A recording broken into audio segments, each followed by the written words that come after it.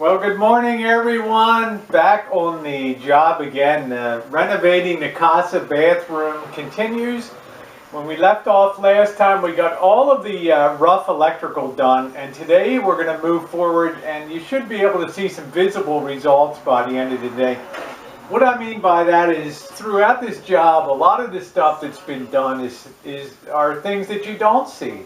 All the infrastructure work on the floor system here, and as you remember, it took a couple weeks to get the floor system, all the rotten flooring out, and replace it with good flooring, and to put some extra shoring under there, and replace some rotten wood underneath of some of the floor plates of the 2x4 stud walls.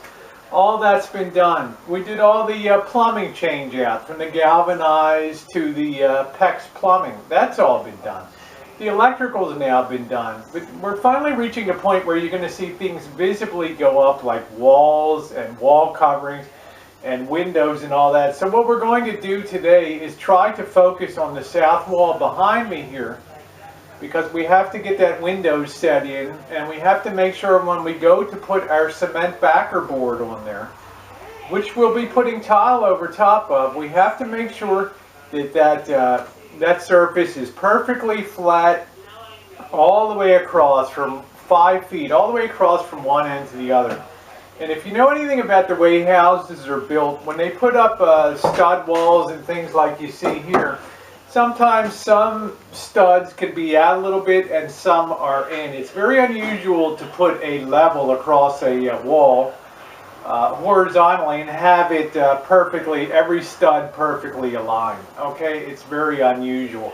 Okay, and as I'll show you back here, we do have some misalignment. It's going to require us to do some shimming and things. So I'll take you in there in 1 second. I'm going to try to boost some additional light in here. I know it's a little dark. I'm going to set up a work light. I do have the GFI outlet now. It'll give us a little more light on this subject as we're working today, and I think you'll find today very, very interesting, and a day where we'll make a lot of progress. Maybe in the course of 2 days we'll get a lot of concrete backer board up. We shall see. Anyway, here we go. I'm going to take you over and show you what I mean in a minute on the wall. Thanks for being here this morning. Okay, I'm over here on the wall where the window is going to go, and I want to demonstrate what I was talking about earlier. I have about a 5-foot 1x here across the wall, and if you can see, I have it hits the stud perfectly there, it hits the stud there, it hits the stud there, but as we go out here, you can sort of see that there's a gap. And we go out there, it's about all the way up to about 3/8 of an inch. So if we were to go ahead, and if I rock this back and forth,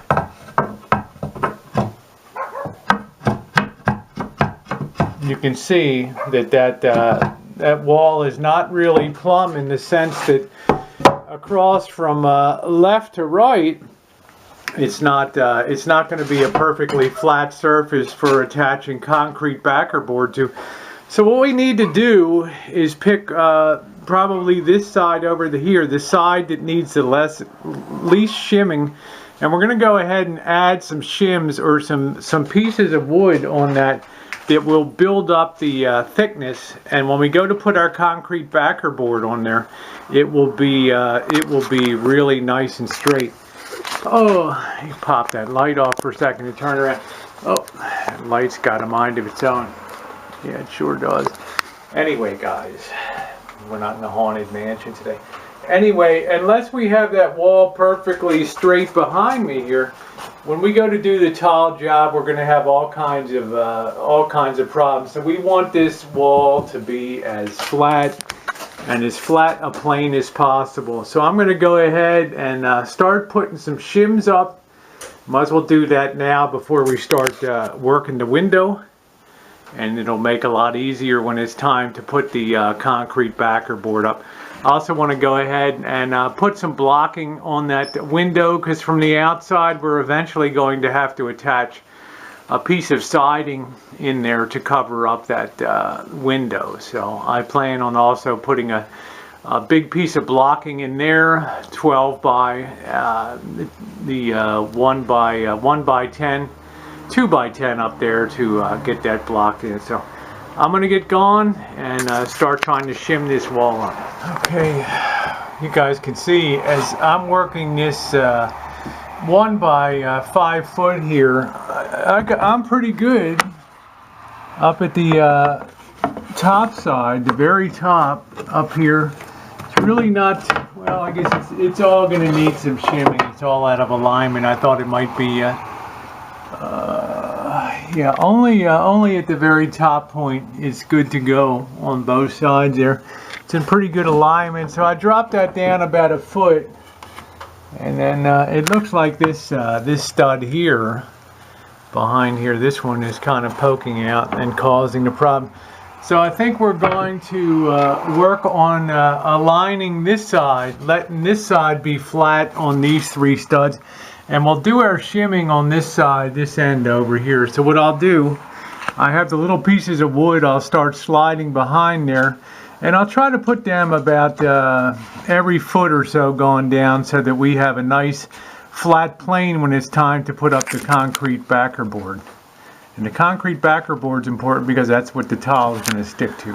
Okay guys, what I ended up doing was going down to the lumber yard because I could have spent half the day shimming. So I went and got a piece of stock over here to stick on that stud, and the it looks like about a ½ inch stock. And what it actually did was it made that virtually perfect now from side to side. You can see there's no gap there. There's no gap along there, and it's going to be, if I put that whole piece and sister that right on top of the stud, it's going to give us a perfect surface with many stud points to hook on our cement backer board. So I'm very happy. That saved me a lot of time, and it's really weird too. It's like the thing was perfectly you know, I don't have to do a lot to you know, to prepare it. It's like it was already ready to go. So I'm going to go ahead and secure that, and then go ahead and start addressing the window today. Well, the good news, the shimming is done, and when I lay the board across these areas now, I get from end to end, I get a good flat fit on there. And you can see I used that one long piece, 3/8 on that one end, and that was really a good idea. Then I have a little less shimming here on the second stud, and then just a tiny bit more in a few places on the third one. So that ensures when we go to put up that cement board that it's nice and nice and flat on the wall, and we won't have any problem with the tiles fitting. You put it on a wall that has a bump out like a 3/8 of an inch, and you know, the tiles just ain't gonna fit quite right on it. So the thing we want to do now is start talking about, we want to add the blocking. I want to put some 2x4s around there, so on the outside I'll have something to nail into when we go to put the siding back on to cover that. So I'm going to do that next. All blocked in, all done. So then when we go to put the siding on the outside, it'll be able to have something to screw onto so we can get that flat out there. Might have to shim from the outside too to do that, but the other thing we want to do now is start putting blocking in. I've got things like shower chairs that are going to have to be mounted, and they're going to need a lot of support, and they're going to need to go in that area down there. We're going to need some blocking for a grab bar here in this area. So I'm going to get Jen in here, and we're going to talk about what we need so that we can go ahead and get the wood behind the wall before we start closing in the wall. We need to absolutely have the blocking in place, or the wood, the cross members of wood there, to allow us to put supports like grab bars and things like that. Okay? Okay, I'm in here with Jen now. Good morning, Missy. And what we're doing now is checking out for a good height for the bar. You know, a nice long bar here to use as a grab bar. So it's a question of, you know, 33, something like that, 33 inches high there. And that'll be one thing. We'll determine that final height. Looks like probably, I'm going to go look that up a little bit, see what generally height that they recommend. Now we're going to have a shower chair that's built in over there, right? That's where the shower chair is going to be built in this position here, because too close to the wall you won't be able to maneuver or anything. So we're going to have a niche in this side to put products, shampoos and all that kind of stuff into there. And so we're going to need some heavy blocking over here, because that chair's got to support our weight if we're using it or sitting on that. And that's a beautiful teak and stainless steel fold down seat. So when you're not using it, you can just push it up and it's real nice. Now, do we need any grab bars inside the shower area? You know, when you're getting up and down, do we need a, do we need a bar on that wall over there? A bar you can reach across here to steady yourself. You were talking about when you're using the shower, if you're not using the shower chair, to have a bar. Okay, a horizontal bar there, right? I mean a vertical bar. It's a L. Okay. And where's the lower part of the L? I know the upper, let me slip in here a minute. I know the upper part of the L can only really be in one, can be sistered onto this one right here, and that'll give a lot of meat to stick onto, okay, for a bar. But as far as a cross, to put a 2x6 in here would also give an L here. I mean, it's a question of how low do you want the L to be? It needs to be, yeah, below the shower thing. about here. Okay.